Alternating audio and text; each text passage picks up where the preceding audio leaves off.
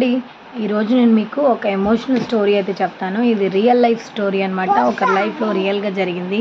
So ఏంటి అంటే ఒక బాబు ఇంకా ఒక తల్లి అయితే ఉంటారు. హస్బెండ్ అయితే చనిపోతారనమాట.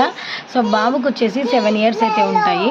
సో హస్బెండ్ చనిపోయినప్పటి నుంచి కూడా ఇంకా తల్లి నలుగురు ఇళ్ళల్లో పనిచేసి పాచి పని చేసి అలాగే ఇంకా ఏ పని అంటే ఆ పని చేసేసి ఆ అబ్బాయిని అయితే పెంచేదనమాట. సో ఆ తల్లికి ఒక కన్ను లేదనమాట. సో ఆ అబ్బాయి స్కూల్కి వెళ్ళిన ప్రతిసారి తన ఫ్రెండ్స్ అందరు కూడా ఆ అబ్బాయిని బాగా తిట్టేవాళ్ళు. అంటే తనతో మాట్లాడకపోవడం, ఆ అబ్బాయిని చూసి నవ్వడం అలాంటివన్నీ కూడా చేసేవాళ్ళు అనమాట. ఒకరోజు ఆ అబ్బాయి తల్లి దగ్గరికి వచ్చేసి, అమ్మ నేను రేపటి నుంచి అయితే స్కూల్కి వెళ్ళను, నాకు స్కూల్కి వెళ్ళాలని లేదు. స్కూల్కి వెళ్ళినప్పటి నుంచి పిల్లలందరూ నన్ను ఇలా అంటున్నారు, నాకు అస్సలు స్కూల్కి వెళ్ళాలని లేదు. ఎందుకు వెళ్ళవు అంటే, నీకు కన్ను అలా ఉంది కదా, మీ అమ్మ గుడ్డిది అని నేను అందరూ కూడా ఇలా క్రిటిసైజ్ చేస్తున్నారు, నేను వెళ్ళను అని చెప్తాడనమాట. సో తల్లి అని చెప్తుంది, సో నీకు కోపం ఉన్నా పర్లేదు నాన్న, నువ్వు బాగా చదువుకో, నువ్వు పెద్దగయ్యాక నీకు నేనంటే ఇష్టం లేకున్నా పర్లేదు, నువ్వు నీకు నచ్చిన దగ్గరికి వెళ్ళిపో అని చెప్తాడనమాట. అలాగే ఆ అబ్బాయి బాగా చదువుకుంటాడు. సో చదువుకున్న ప్రతి దగ్గర కూడా ఏ స్కూల్కి వెళ్ళినా కాలేజ్కి వెళ్ళినా ఎంత చదివినా కూడా ప్రతి దగ్గర తన తల్లిని చూసి అందరూ ఈ విధంగానే మాటలు అంటూ ఉంటే సో తల్లి పైన బాగా కోపం అయితే పెంచుకుంటాడనమాట. సో ఇంకా తను జాబ్ కోసం అనేసి వేరే ఊరికైతే వెళ్ళిపోతాడు. అక్కడ మంచిగా జాబ్ చేసుకుంటాడు, ఇల్లు కట్టుకుంటాడు.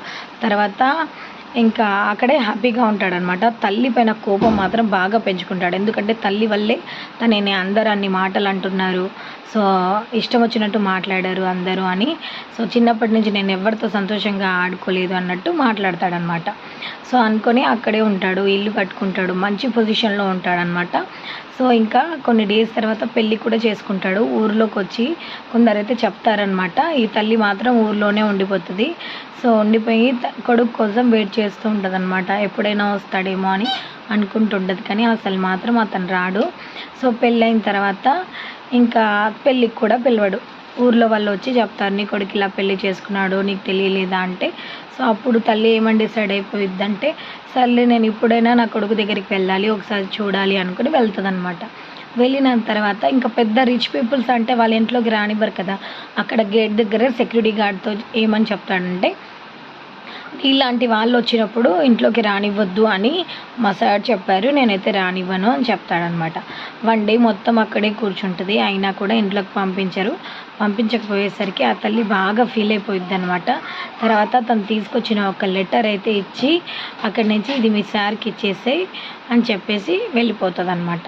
వెళ్ళిపోగానే అతను ఆ రోజు మర్చిపోతాడు ఇవ్వడం. సో నెక్స్ట్ డే ఏం చేస్తాడంటే సార్కి ఇచ్చేస్తాడు.